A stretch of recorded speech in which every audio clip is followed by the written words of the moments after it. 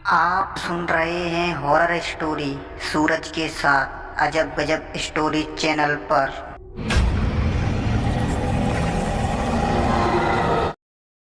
बरगद का राज। उस गांव की हर रात बाकी दुनिया में होने वाली रातों से कुछ ज्यादा ही लंबी होती थी और रात का अंधेरा काला खौफनाक इतना गहरा कि उस अंधेरे का सामना करने वाले इंसान को एक पल के लिए अपने अंधे होने का एहसास होता था। गांव के बुजुर्ग कहा करते थे कि गांव के खत्म होने से ठीक पहले जो मोड़ था उसके पास वाले बरगद पर उन आत्माओं का निवास था जो आत्माएं अतृप्त थी।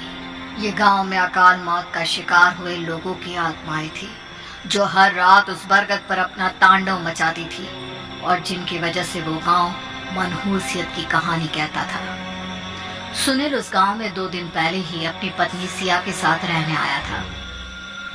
उसके गांव के स्कूल में नई नई पोस्टिंग हुई थी। सुनील और सिया की शादी को अभी 2 महीने ही हुए थे।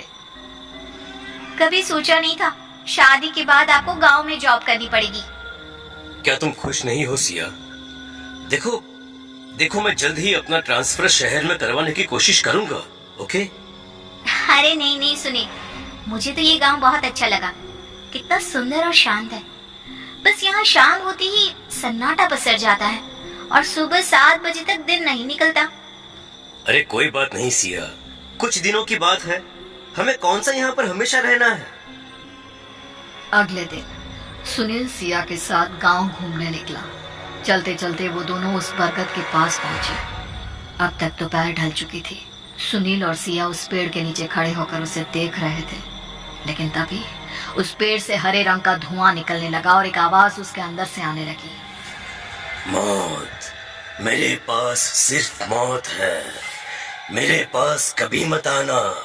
अगर तुम दोबारा यहाँ पर आए तो यहीं रह जाओगे। ये आवाज किसकी है? कौन है यहाँ? और ये अजीब सा धुआं, ये सब क्या है? लगता है कोई हमें डराने की कोशिश कर रहा है सुनील। लेकिन तभी उस बरगद के पेड़ से हजारों की संख्या में चमगादड़ उड़ने लगे और अलग अलग लोगों के चीखने की रोने की आवाजें सुनाई देने लगी। ये आवाजें बेहद डरावनी थी। डर के मारे सुनील और सिया बुरी तरह से चीखने लगे, लेकिन उनको ऐसा एहसास हुआ जैसे उनकी आवाज गले से बाहर ही नहीं आ रही। कुछ ही देर में वो दोनों बेहोश होकर जमीन पर गिर पड़े। अगले दिन जब सुनील और सिया होश में आए तो उन्होंने खुद को अपने घर में बिस्तर पर सोया हुआ देखा। कल रात को हम घर कब आए सुनील? तुम्हें कुछ याद है क्या? नहीं सिया, लेकिन मुझे कुछ ऐसा याद है कि जैसे हमारे साथ उस बरगद के पेड़ के पास कुछ तो अजीब हुआ था। पता नहीं, मुझे तो कुछ भी याद नहीं। अच्छा ठीक है, मैं किसी गांव वाले से उस पेड़ के बारे में जानने की कोशिश करूंगा। अभी मुझे स्कूल जाना है, टाइम हो गया है। आज मेरा यहाँ के स्कूल में पहला दिन है। बच्चों को पढ़ाने में बहुत मजा आने वाला है मुझे। सुनील अपने घर से बाहर निकला और स्कूल की तरफ चल पड़ा। जैसे ही वो एक सुनसान सड़क पर पहुंचा, उसे लगा जैसे कोई उसका पीछा कर रहा था। उसने जैसे ही पलट कर देखा, उसे एक औरत अपने पीछे आती हुई दिखाई दी जिसका चेहरा ढका हुआ था।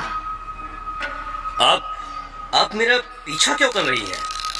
यहाँ से चले जाओ और उस बरगद के पास कभी मत जाना। लेकिन आप हैं कौन? क्या नाम है आपका? तभी अचानक से उस जगह पर अंधेरा होने लगा। देखते ही देखते वो औरत हवा में उड़ने लगी। वो अब बेहद भयानक तरीके से हंस रही थी। उसके लंबे बाल हवा में लहरा रहे थे और चेहरे की जगह बस एक मांस का लोथड़ा था जिस पर नाक, आंख, कान कुछ नहीं थे। सुनील डर से कांप गया और अपनी जान बचाकर वापस घर लौट आया। मैंने यहाँ पर एक बहुत भयानक चीज देखी है सिया, लेकिन मैं अंधविश्वास में यकीन नहीं करता। मुझे अब भी लगता है कि जरूर कोई हमें डराने की कोशिश कर रहा है। नहीं सुनील, मुझे लगता है यहाँ हमारी जान को खतरा है। हमें यहाँ से चले जाना चाहिए। ठीक है, कल सुबह ही हम यहाँ से वापस चले जाएंगे। रात के वक्त सिया गहरी नींद में सो गई, लेकिन सुनील की आंखों से नींद अब भी कोसों दूर थी। वो उस बरगद का रहस्य जानना चाहता था और इसीलिए वो सिया को बिना कुछ बताए वहां से चुपचाप बरगद की तरफ निकल पड़ा। गांव में घनघोर अंधेरा था और रह रह कर अजीब सी आवाजें गूंज रही थी। जैसे तैसे हिम्मत करके सुनील बरगद तक पहुंचा। कौन हो तुम? कौन हो? मैं जानता हूं तुम कोई इंसान हो जो मुझे डराने की कोशिश कर रहा है। अगर ऐसा है तो सामने आओ, आओ सामने। ओ, समझ गया। इस वक्त तो यहाँ पर कोई नहीं होता ना। अब मैं समझ गया, सच में किसी ने मुझे डराने की कोशिश की थी। तभी सुनील की आवाज पेड़ के अंदर से सुनाई दी। तुम्हें यहाँ नहीं आना चाहिए था। मेरे पास आकर तुमने बहुत बड़ी गलती कर दी। अरे अरे, ये तो बिल्कुल मेरे जैसी ही आवाज है। ऐसा कैसे हो सकता है? क्या तुम कोई जादुई पेड़ हो या कोई काली शक्ति? देखो देखो, तुम जो भी हो सामने आओ। मैं तुमसे नहीं डरता। इस गांव से जाने से पहले मैं तुम्हारे बारे में जानना चाहता था, इसीलिए यहाँ पर आया हूँ। लेकिन इस बार पेड़ से कोई आवाज नहीं आई। बस उसका तना एक तेज रोशनी से चमकने लगा।